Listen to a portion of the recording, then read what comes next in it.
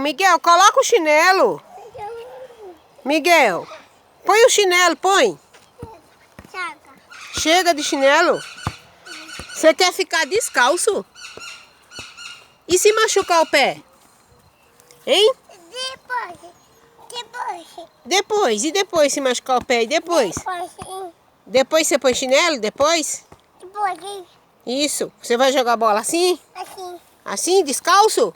Quem deu esse senso? Olha, o seu pé tá machucado, ó. E se a formiga pegar seu pé?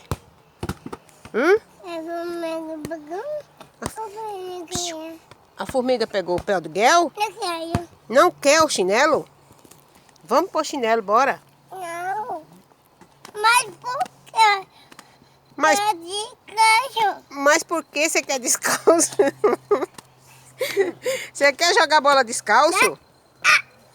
Ah, já sei. Vamos pôr um tênis? Não. Também não. Mas para jogar bola tem que ser de tênis. Eu tenho cabelo. Você tá brincando descalço, Miguel.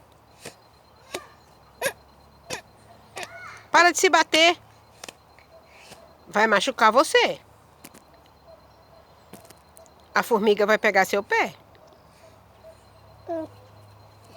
E o Miguel vai chorar. Você vai chorar se a formiga te morder.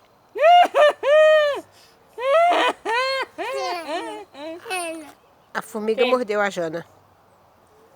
Jana d'égua. Tá vendo? A formiga mordeu a Jana.